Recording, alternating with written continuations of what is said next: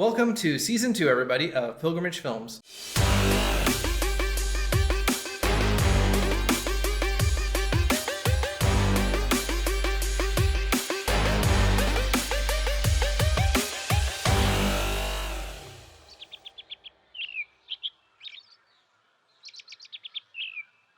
Hey, all you cool cats and kittens. It is the Year of the Tiger, and many people are familiar with the Chinese Zodiac. It has 12 animals. A lot of them know the story of them doing some celestial shenanigans and basically having a big race. And this race determined what place in the Zodiac each animal had.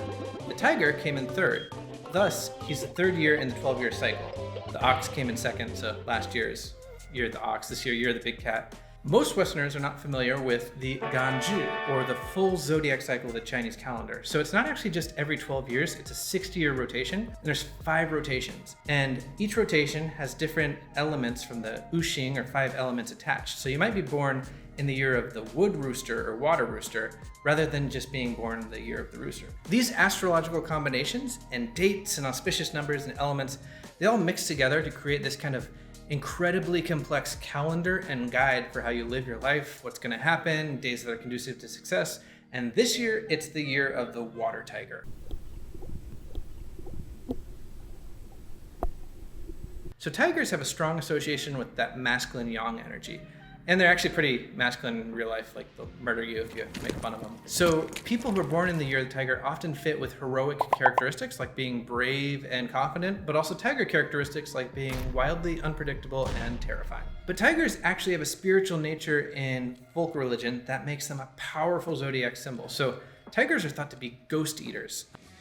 And legend has it that there were some famous door gods and they were brothers, and they would hunt down evil spirits and feed them to tigers. And these evil spirits are responsible for sickness, disease, possibly taking over New York City in the 1980s. So this has made tigers a virtuous, ghost-busting creature, which is why we can find them protecting homes, on tombs, and in festivals. They're really everywhere. This year, China released 2 commemorative stamps that were actually considered controversial because the tigers on them seemed too nice and too family-oriented. Some found themselves a little bit upset, thinking like, the strong, yang presence of the tiger wasn't represented well.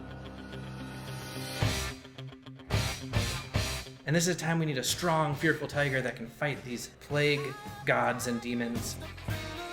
But it's not the case in Taiwan. Like here, the tigers are allowed to be cute and overweight on all the signs, so they're adorable. Despite loving what the tiger does in the spirit realm, though, when it comes to people, it can actually be challenging. So in folk religion, consulting with calendars might show that a zodiac sign is unlucky or brings misfortune for a specific date or event, but with tigers, they seem to get the worst of it. You scared me. Yeah, sure I did.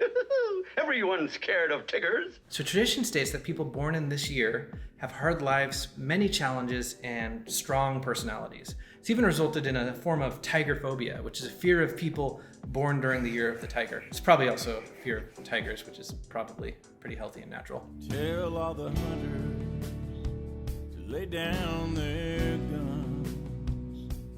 Tell them that the tiger needs a little bit of love. Tiger phobia, though, is a real struggle here, and superstition and tradition make it hard for some people to live under Chinese folk religion and tradition. For instance, a person born in the year of the tiger is not supposed to visit a newborn and its mother, as the tiger aspect might harm them. And there's lots of these different taboos. Some believe they shouldn't be at weddings and funerals or other significant life events. Forsaking all others, until death do you part. Hey, hey. This really hit home for me when a couple years ago, I was with some Taiwanese friends and they mentioned that they were having trouble going to a wedding. Their young son was actually expected not to come to it because he was born in the year of the tiger. When you try your best but you don't succeed. And for his entire life, he's going to have a stigma of needing to avoid some family events and traditions for those who are really religious. And these taboos are really deep, so having a child during the year of the tiger is actually considered unlucky, especially for girls. It's led to many traditional families even recommending that if their son really likes someone born in the year of the tiger, that they don't marry him. She'll be a tiger wife, she's this firecracker of a human being, and she's gonna be unruly and hard to live with. I don't want you here. I knew it. As soon as you expressed emotions with words. Why do you micromanage everything? Why am I the only one who cares that we are losing money? I'm just looking out for our family. So am I, but I'm doing it in a nicer way. So some people even hide their birthday because they don't want to fight the stigma of being born in the year of the tiger. Hello, my good man. In Taiwan, the data actually shows that the birth rate can drop up to 10% during the year of the tiger. And then you have other years like Year of the Dragon where it just explodes and is really positive because the calendar is important. And all this tiger-oriented spiritual stuff really points at one thing though. When spirits and demons and disease come around, humanity wants to know why, and humanity feels incapable of protecting itself, and we might rely on things like tigers to help us, but even then, we fear the very thing that we think protects us. And we're making huge life decisions at the whim of an impersonal calendar. There's this sense that life is actually out of your control. Compare, contrast. Compare, and trust. Compare, and trust. I should have watched Tick, Tick, Boom. That would have given me good compare and contrast songs. Okay, everybody, so I gotta be honest, tigers are not in the Bible, with the exception of perhaps the Greek word behind the river Tigris in the Septuagint, but it's actually a Hebrew word that got changed to Greek, and for some reason my Bible says Tigris. That's weird. But there are like 100 animals, leopards, bears, lions, but no tiger content. What it does talk about, though, is the idea of hope. What's the S stand for? It's not an S. On my world, it means hope. Well, here it's an S. Hope is a concept that has many definitions, but when talking about biblical stuff, we want to make sure our definitions are close to what biblical definitions would be or what scripture says. So biblically, hope would be a confident expectation and desire for something good in the future. So most of us know hope is a desire for something good, like I hope 2022 isn't the sequel to 2020. There's normally this like underlying feeling of the unknown. It's a desire, but it's not connected with the expectation that's going to be fulfilled. Biblical hope, though, carries the idea of confident expectation that what God said will happen is going to happen. It's a confident expectation that what God is going to do is good. Biblical hope doesn't just desire a good outcome, it actually expects great things from God. And scripture is full of this sort of hope. So in the Bible, there's a story in the beginning about a man named Abraham. And he's told by God that he would become a father and his children would become the kings of nations. But the problem is, he's 99 years old.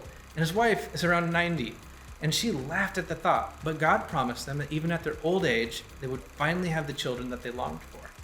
And they did, which is crazy because Hebrews actually says, by faith, Sarah herself received power to conceive even when she was past the age, since she considered him faithful who had promised.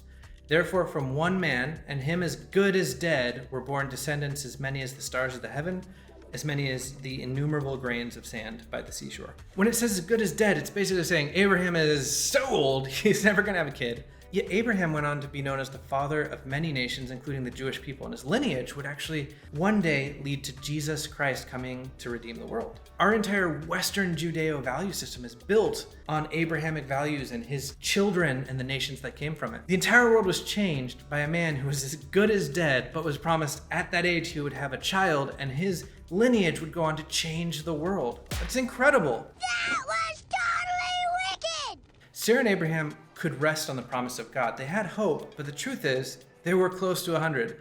And they couldn't even know that the children that they did have, if that miracle happened, would grow up and be the rulers of nations and kings. But they had a confident expectation that God is going to do great things. Abraham had hope and expected great things from God. One major difference between Chinese folk religion and Christianity is our degree of confidence in the cosmic situation around us. So like, we've talked about things being auspicious or conducive to success a lot with pilgrimage films, but the underlying idea is that things are always changing. They're unsure, and outside forces are molding things and you cannot control them. For instance, you might encounter difficulty because two people have two different birth dates, or in a former life you did like a lot of evil and this cosmic hammer is just waiting to correct that evil at any moment, just hanging above you. But as a Christian, we don't live under the terror of the calendar or unknown spirits or this cosmic stuff that we don't know that we can control. Instead, God's word has laid out an incredible message of hope, of expectation of great things from God.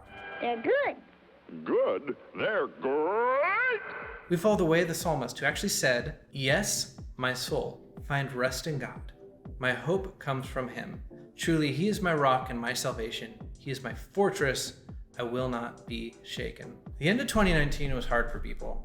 And then 2020 came and people were like, this is even harder. And then 2021 came and we still have people saying, this is so hard. It's the year of the tiger. It's 2022. But as a Christian, one of the things that we believe is we can still expect great things from God. And his word says so many incredible things about what we can expect and what we can have hope in. And we know that hope allows us to be able to have confidence and trust and joy in the midst of challenges and sorrows, and that God can be our fortress and we are not going to be shaken. So thank you so much for joining us for our first video of season 2 of Pilgrimage Films. If you take a moment, please like, comment, subscribe, and share this video. We are so excited for what this year has. There's going to be some incredible things that we film, but we couldn't do this without your support. And your support right now, it doesn't have to be money because we don't get paid anything, but your support is taking the time to share this content and to tell people like, hey, I found this great guy teach about Chinese history, like share it. It allows us to keep making content, and we really, really want to get the message out and educate people and bring people closer together, have conversations about faith and spirituality between the West and the East. So you're the tiger. What are your tiger resolutions for this year, and what do you want God to do in your life? What are great expectations you have for this year? And keep it positive in the comments, but I'd love to hear it. What do you think is going to happen this year that is good and great? And we'll see you next time.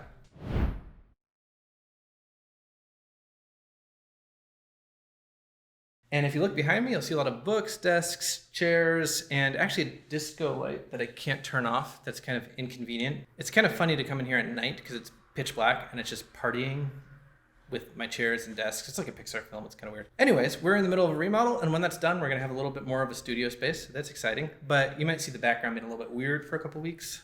I don't know if you care. I just think season 2's coming around. Jake's got this great background, and then it's like a bunch of trash. And you're like, oh my gosh, what's happening? Did he go crazy? Did I go crazy?